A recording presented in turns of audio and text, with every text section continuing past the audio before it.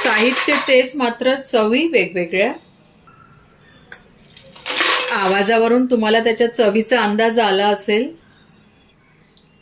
हे protein plus energy bar तुम्ही मुलांना टिफिन मध्ये देऊ शकता, प्रवासामध्ये नेऊ शकता, किंवा तुम्हाला जर उपवास असेल तर उपवासासाठी पण तुम्ही हे तयार करू शकता। दोन अगदी चवी जे आहे ते वेगळ्या आणि त्याचे एक टेक्स्चर जे म्हणतो ना ते पण अगदी वेगळं आहे दोन्ही याचं। अगदी एकदा तयार करून तुम्ही महिनाभर हे देऊ शकता मुलांना। रोज डब्यामध्ये 2 जरी दिला ना तरी त्यांना त्याचा भरपूर फायदा होऊ शकतो। आणि चवीला पण ह्या अशा अप्रतिम लागतात ह्या वड्या। आणि इथे दोन्ही वड्यामध्ये आपण साहित्य सेम वापरलं आहे, प्रोसिजर सेम आहे, तरी दोघांमध्ये जो डिफरन्स आहे ना तो तुम्हाला आता मी दाखवते। तर ही वडी बघा, ही अगदी क्रंची झालेली आहे, बघू शकता किती क्रंची ही वडी झालेली आहे। या वडीचं वैशिष्ट्य म्हणजे ही क्रिस्पी आणि क्रंची अशी ही वडी आहे। नमस्कार, Sushma healthy recipes and salad मध्ये सर्वांचे खूप खूप स्वागत। आणि आज आपण क्रंची अशी शेंगदाण्याची चिक्की बनवतो आहे। 2 वेगवेगळ्या प्रकारचे, म्हणजे एक तयारी केली तुम्ही की दोन्ही पटकन होते, म्हणजे ज्याला जी आवडेल ती खाऊ शकतात। आणि हे एनर्जी प्लस प्रोटीन बार आहे, म्हणजे तुम्ही मुलांना देऊ शकता, टिफिन मध्ये देऊ शकता। मुलं बरेचदा चॉकलेट्स खातात, इतरही गोडाचे आयटम खातात, त्यापेक्षा जर हे चिक्की तुम्ही त्यांना दिली ना, आणि क्रिस्पी असल्यामुळे किंवा क्रंची असल्यामुळे मुलांना पण खायला खूप मजा येते। म्हणजे दुसरे चॉकलेट देण्यापेक्षा तुम्ही असे हे बनवू शकता घरी, अगदी भरपूर दिवस चालतात, एक महिन्यापर्यंत तुम्ही हे ठेवू शकता, तशाच राहतात। मस्त क्रंचीनेस जो आहे तो तुम्ही हवाबंद डब्यात ठेवला तर छान राहतात। आपण रेसिपी पाहणार आहोत, पण त्याआधी जर तुम्ही माझ्या चॅनलवरती नवीन असाल किंवा अजूनही माझं चॅनल सबस्क्राईब केलं नसेल तर प्लीज माझ्या चॅनलला सबस्क्राईब करा। रेसिपी आवडली तर जास्तीत जास्त लाईक करा, शेअर करा, बेल आयकॉनला पण क्लिक करा, जेणेकरून माझ्या नवीन व्हिडिओचे नोटिफिकेशन जे आहेत ते पहिल्यांदा तुम्हाला येतील। आणि या रेसिपीला एक लाईक नक्की द्या जर तुम्हाला रेसिपी आवडली तर। आणि चला पटकन आपण आपली रेसिपी पाहूया। गॅस ऑन करून गॅसवरती कढई ठेवून आपण शेंगदाणे भाजून घेऊया। तर इथे मी 2 वाटी शेंगदाणे घेऊन घेते। 2 वाटी म्हणजे हे 200 ग्रॅम शेंगदाणे आहेत। या शेंगदाण्याला आपल्याला छान भाजून घ्यायचं आहे, मीडियम टू लो फ्लेम वरती याला भाजून घ्यायचं, जळू न देता खमंग असं आपण याला भाजून घेऊ। इथे शेंगदाणे छान खमंग भाजून झालेले आहे। या शेंगदाण्याला एका परातीमध्ये काढून आपल्याला पूर्णपणे थंड होऊ द्यायचं आहे। शेंगदाणे पूर्ण थंड झालेले आहे। आणि आता काय, या शेंगदाण्यामधलं 1 वाटी शेंगदाणे जे आहे, म्हणजे आपण त्या वाटीने मोजून घेतले होते ना त्याच वाटीने मी हे 1 वाटी शेंगदाणे बाजूला काढते। आणि या उरलेले शेंगदाणे आहेत त्याचे आपण सगळे सालं काढून घेऊया। शेंगदाणे जर छान भाजले गेले ना तर त्याचे सालं जे आहे ते पटकन निघून जातात। बघू, त्याची सालं काढून झालेली आहे। आणि आपण आता ही सालं बाजूला काढू, तर काय करायचं ना, थोडंसं असं पाकडून घ्यायचं, ही सालं जी आहे ते समोर येऊन जातात। आणि अशा पद्धतीने आपण याच्यामधून याची सालं पण बाजूला करून घेऊ। याची सालं पण आपण बाहेर काढून टाकली। आणि आपल्याला याच्या ना अशा डाळिंबा तयार करायच्या, म्हणजे एका शेंगदाण्याचे असे 2 पार्ट्स करायचे। तर काय होतं ना की जेव्हा आपण ते सालं काढतो ना तेव्हा बरेचसे याचे झालेले आहे, पण काही व्हायचे आहे तर ते हाताच्या साहाय्याने तुम्ही काढू शकता, तर इझिली निघतात। तुम्ही असं हाताने थोडंसं दाबलं तर ते पटकन निघतं। पण त्यासाठी तुमचे शेंगदाणे जर चांगले भाजले गेले ना तर ही प्रक्रिया पटकन होते, पटापट अशा त्याच्या 2 डाळिंब्या तयार होतात। तर आपण याच्या सगळ्याच्या आता ह्या 2-2 डाळिंब्या तयार करून घेऊ। आणि आपण बाजूला काढलेले 1 वाटी शेंगदाणे होते ना ते या मिक्सरच्या पॉटमध्ये काढून मी याची पावडर तयार करून घेते। तर याची पेस्ट व्हायला नको, पावडर झाली पाहिजे।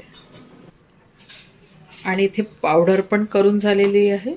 अशा पद्धतीची मी याची पावडर करून घेतली। तर मी सालासहितच केलेली पावडर, तुम्ही याची सालं काढून पण करू शकता। आणि या शेंगदाण्याच्या डाळिंब्या पण रेडी आहे। पुढची प्रोसिजर करायच्या आधी तुम्हाला हे काम पहिले करून घ्यायचं आहे की ज्याच्यावरती तुम्ही वडी थापणार आहे किंवा लाटणार आहात तर त्याला ग्रीस करून घ्यायचं। तूप इथे मी सगळीकडे लावून घेते व्यवस्थित। आणि हे लाटणं आहे तर या लाटण्याला पण तूप लावून घेते, हाताची साहाय्याने पण तुम्ही लावू शकता। सगळीकडे व्यवस्थित लावून घ्यायचं। आणि आता आपण पुढची प्रोसिजर करूया। आता गॅसवरती कढई ठेवून आपण गॅस जो आहे तो ऑन करून देऊया। आता त्याच्यामध्ये हे 2 चमचे जे आहे ते तूप टाकून घेतलेलं। आणि ज्या वाटीने आपण शेंगदाणे मोजून घेतले होते त्याच वाटीने हा पाऊण वाटी जी आहे ती गूळ आहे. तर या गुळाला मी किसून घेतलेलं.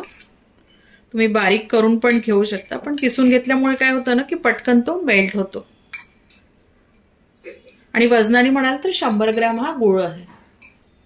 आणि ही पाव वाटी जी आहे त्याच वाटीने साखर टाकून घेते. म्हणजे पाऊण वाटी मी गूळ घेतलेला आणि पाव वाटी साखर घेतलेली. तुम्ही फक्त साखरही घेऊ शकता 1 वाटी किंवा नुसतं गुळही घेऊ शकता 1 वाटी. आता या गुळाला आपण मेल्ट करून घेऊ. तर ही प्रोसेस जी आहे मेल्ट होण्याची ती स्लिम वरतीच करायची. गॅसचा पॉवर जो आहे तो खूप जास्त ठेवायचा नाही.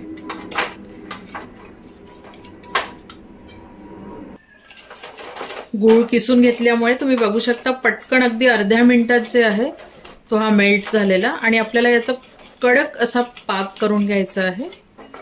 कडक म्हणजे अगदी काच जशी असते आणि किंवा आपण हातात घेतल्यावरती असा पटकन कसा तुटतो तर तसा आपण याचा पाक तयार करून घ्या. तर याच्यासाठी तुम्हाला मध्ये मध्ये हा टेस्ट पण करावा लागेल. पाक तुम्ही बघू शकता पाक आपला छान असा चटचटतोय, म्हणजे असे त्याच्यामधून बुडबुडे निघतायत. आणि ते मी बाजूला जी आहे ती प्लेट घेतली आहे आणि प्लेटमध्ये पाणी घेऊन घेतलेलं आपला पाक जो आहे तो टेस्ट करायसाठी. सो बघा छान आपला पाक आता तयार होतोय. आणि आपल्याला हे कंटिन्यू फिरवायचं आहे कारण गूळ जळायला नको आपला. हे मस्त असं फेसाळलेलं आहे. आणि आपण आता इथे टेस्ट करून बघूया. तर बाजूच्या प्लेटमध्ये मी याचे 1-2 थेंब टाकून घेऊया आणि थोडा वेळ वाट बघायची. लगेच इमिजिएट टाकल्याबरोबर हे नाही करायचं, तोपर्यंत हे फिरवत राहायचं आपलं. आणि बघूया आपण कसं झालं ते.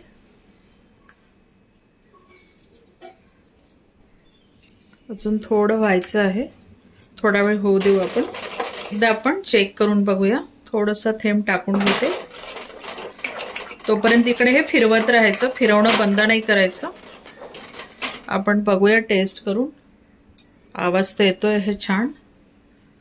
आणि पहा पटकन तुटून पण गेला, तुम्हाला आवाज पण आला असेल. इथे आपला पाक झालेला आहे. आपण आता पटकन गॅस जो आहे तो बंद करून देऊ याचा. आणि हे जे शेंगदाणे आहे ज्याचा आपण डाळिंब्या तयार करून घेतल्या होत्या ते त्याच्यामध्ये टाकून देऊ. आणि आपल्याला हे सगळं आता व्यवस्थित मिक्स करून घ्यायचं आहे. थोडंसं पकडणी पकडून घ्यायचं, सगळं प्रॉपर याला लागलं पाहिजे. व्यवस्थित मिक्स करायचं आणि पटापट करायचं हे मिक्स करणं, कारण पाक आपला एकदम कडक झालेला असतो त्याच्यामुळे मग ते मिक्स करायला जरा कठीण जातं. म्हणून ही प्रोसेस जी आहे ती फास्ट करायची. इथे मी गॅस बंद केलेला आहे म्हणजे पाक खूप जास्त होऊ नये म्हणून. नाहीतर काय होते मग त्याला एक कडवट चव येते खूप जास्त पाक झाला की. आणि आता आपल्याला हे मिश्रण जे आहे आपण ज्याला तूप लावून ठेवलं आहे ना त्याच्यावरती ओतून घेऊया. आता आपण हे या ताटावरती टाकून देऊ आणि अगदी थोडा वेळ आपण वेट करू, कारण लगेच आपण जर ते फिरवायला घेतलं ना तर आपल्या त्या लाटण्यालाच ते सगळं चिपकून येतं. म्हणून थोडा वेळ वाट बघू आपण. थोडंसं थंड होऊ देऊ त्याला. आता थोडंसं हात हे करून बघायचं त्याच्यावरती, हाताला चिपकत नाही आहे त्याच्यामुळे आता हे तेवढं थंड झालंय की आपण हे लाटू शकतो. आता हे पटापट लाटून घ्यायचं. मी याच्यावरती थोड्याशा ह्या खरबुजाच्या बिया आहे मगज बी त्या टाकून घेते आणि याला मी आता पातळ करून घेते. अशी पातळ छान पोळी करून घ्यायची आहे. ताट इकडे तिकडे सरकवत होतं ना म्हणून मी त्याच्या खाली कापड घेऊन घेतलेलं. आणि ही पोळी जी आहे तुमची गोलच झाली पाहिजे याची वाट नाही बघायची. जशा पद्धतीने लाटता येईल तशा पद्धतीने ही लाटून घ्यायची. आणि छान पातळ ही झालेली आहे. आता लाटून झाल्यानंतर तुम्ही एकतर याचे पीस पण करू शकता किंवा ही थंड झाली की पाहिजे त्या शेपमध्ये, म्हणजे याला कुठलाही शेप नाही येणार, असे आपले क्रंची छान ही पट्टी अशी तयार होऊन जाईल. पण तुम्हाला जर शेप पाहिजे असेल तर थोडीशी ओलसर असतानाच त्याला आकार देऊन द्यायचा, म्हणजे त्याच्या वड्या पाडून घ्यायच्या. नाहीतर एकदा थंड झाल्यावरती मग ते तुम्हाला हाताने तोडावं लागेल आणि हव्या त्या शेपच्या वेगवेगळ्या फ्रीलान्सर अशा त्या वड्या तुमच्या तयार होतील. तर उभ्याच झाल्या, आडव्यात पण आपण करून घेऊ हे पटकन. आता मी आडव्या पण अशा करून घेते, पण ही प्रोसेस जी आहे ती खूप फास्ट करायची असते कारण ती इतकं स्टिकी होऊन जातं की पटकन त्याचा गोळा बनून जातो आणि पटापट ते पाडायला मग आपल्याला त्रास होतो. तुम्ही हे चाकूच्या साह्याने पण करून घेऊ शकता. मी साराट्याने केलं पण अजून परत व्यवस्थित व्हायसाठी मी एकदा चाकू पण त्याच्यावरती फिरवून घेते, म्हणजे त्या व्यवस्थित निघेल, असा त्याचा शेप जो आहे तो व्यवस्थित निघेल. आणि आता आपण याला पूर्णपणे थंड होऊ देऊन द्या. आणि तोपर्यंत आता दुसरी वडी आपण तयार करायला घेऊ. या वडीसाठी पण सेम प्रोसिजर आहे. आता कढई गॅसवरती ठेवून गॅस ऑन करून द्यायचा आणि याच्यामध्ये मी 2 चमचे जे आहे ते तूप टाकून घेते. तुपाला हलकंसं गरम होऊ द्यायचं आणि त्याच्यामध्ये त्याच्यानंतर हे पाववाटी साखर आहे ते टाकून घेते. साखरेचं पण प्रमाण अगदी तेवढंच घ्यायचं आणि हे परफेक्ट प्रमाण आहे त्याला, म्हणजे अगदी तुमची जी वडी आहे ती परफेक्ट होते. आता मी काय करते ना, थोडी साखर याला होऊ देते पहिले. साखरेला काय झालं ना, मगाशी मी पहिले गूळ घातला आणि मग साखर टाकली ना, तर थोडीशी साखर मेल्ट व्हायला थोडा वेळ लागला, म्हणून या साखरेला पहिले थोडं गरम करून घेते. कारण गूळ आपण किसून घेतला होता ना, आणि गूळ कसा किसल्यानंतर तो सॉफ्ट होतो आणि याचे ग्रॅन्युल्स जे आहे साखरेचे थोडे हार्ड असतात, त्याच्यामुळे ती मेल्ट व्हायला थोडा वेळ लागला, म्हणून पहिल्यांदा मी इथे साखर टाकून घेतली. म्हणजे चॉकलेट खाण्यापेक्षा मुलांना ही एक वडी जरी दिली तरी खूप छान आहे, कारण त्याच्यामध्ये गूळ आहे, म्हणजे तुम्हाला आयर्न पण मिळतं. आणि नंतर आपण शेंगदाणे, म्हणजे शेंगदाण्यामध्ये भरपूर, म्हणजे काजूपेक्षाही जास्त प्रोटीन जे आहे ते शेंगदाण्यामध्ये असतं. आता मी इथे गूळ घालून घेते. गूळ पण तेवढाच घेतला आहे. ज्या वाटीने आपण शेंगदाणे घेतले होते ना, तर त्याच वाटीने पाऊण वाटी हा किसून घेतलेला गूळ आहे. आणि आता आपल्याला परत त्याच पद्धतीने पाक करून घ्यायचा आहे. तसाच पाक करायचा आहे आपल्याला, म्हणजे त्याचे अगदी काचासारखा पाक करायचा आहे. आपण जर पाण्यामध्ये टाकला तर तो हाताने जर तोडला तर असा पटकन तुटला पाहिजे आणि एक आवाज झाला पाहिजे, तर तसाच पाक करायचा. तर आता मी तिथपर्यंतची प्रोसिजर तुम्हाला दाखवणार नाही आहे, कारण आपला पाक झाला की नाही वगैरे मी त्याच्यानंतर डायरेक्ट तुम्हाला कीस टाकून तो स्प्रेड केल्यानंतरचीच प्रोसिजर दाखवेल. तर आता मधातली जी प्रोसिजर आहे ते सेमच आहे आणि आधी पण मी दाखवलेली आहे, जस्ट याच्या आधीच दाखवलेली आहे, म्हणून परत ती आता दाखवणार नाही. कारण पाक अगदी आपला व्यवस्थित झालेला आहे, जळायला नको म्हणून. आणि हा शेंगदाण्याचा कूट जो आपण तयार करून घेतला होता तो सगळा कूट त्याच्यामध्ये टाकून घेऊ आणि हे पटकन आपण मिक्स करून घेऊ. पण हे ज्याच्यावरती तूप लावून ठेवलं ना त्याच्यावरती टाकून घेऊ. आता हे सगळं सारण याच्यावरती टाकून घेऊया. थोडंसं स्प्रेड करून घेते, म्हणजे लवकर थंड होईल हे. याच्यावर मी परत थोडंसं मगज बी किंवा खरबुजाच्या बिया आहे ते टाकून घेते. बघू शकता हाताला जे आहे ते चिपकत नाही आहे, म्हणजे आपण हे लाटू शकतो. आणि आता हलकं हे लाटून घेते. याला जे आहे मी तुम्हाला थोडीशी ही जाडसर ठेवायची, खूप पातळ नाही ठेवायची, कारण ती पहिले जी होती ती मी थोडीशी पातळ केलेली, ही थोडी जाडसर राहू देते.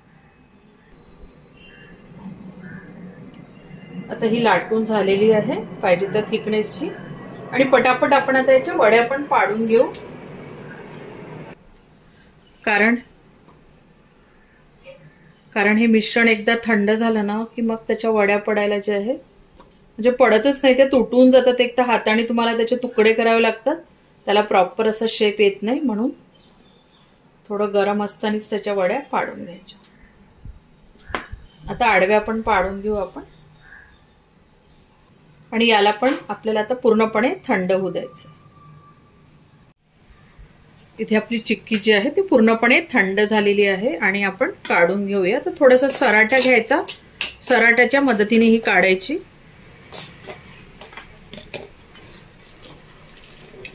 बघू शकता ही इझिली निघतंय, बघू शकता तुम्ही, छान. तर त्याच्यामुळे ही जी आहे चिक्की अगदी इझिली निघते. कधी कधी काही हे तुटून जातात, कारण खूप कडक पाक असल्यामुळे, तर काही हरकत नाही. मोस्टली आपल्या बऱ्याचशा चांगल्याच निघालेल्या आहे. चिक्की पण आपली थंड झालेली आहे पूर्णपणे, ही पण आपण काढून घेऊ. आणि इथं थोडी जाडसर केली आहे ना, त्याच्यामुळे बघू शकता इझिली अगदी हाताने पण निघत आहे ही चिक्की. बघू शकता हाताने निघतायत हे अगदी. शेंगदाण्याची वडी आहे ते उपवासासाठी पण तयार करून ठेवू शकता. आणि एकदा तयार करून ठेवली की जेव्हाही उपवास असेल तुम्ही 1-2 वड्या जरी खाल्ल्या तरी तेवढ्या इनफ आहे तुम्हाला एनर्जी द्यायला. इव्हन मुलं ट्रेकिंगला जात असेल तर तिथे सुद्धा तुम्ही डब्यामध्ये ह्या वड्या देऊ शकता. त्याला आपली थोडी क्रिस्पी, थोडी क्रंची अशी शेंगदाणा पट्टी म्हणा, शेंगदाण्याची वडी म्हणा, शेंगदाणा पापडी म्हणा, ती तयार आहे. तुम्ही पण नक्की ट्राय करा. आणि इथे आपले 2 वेगवेगळ्या चवीच्या आणि वेगवेगळ्या पद्धतीच्या शेंगदाणा चिक्की जी आहे ती तयार आहे. मस्त क्रंची बनतात. आणि रेसिपी आवडली तर जास्तीत जास्त लाईक करा, शेअर करा आणि माझ्या चॅनलला सबस्क्राईब करा. परत भेटूया अशाच एका छानशा रेसिपी सोबत. तोपर्यंत धन्यवाद.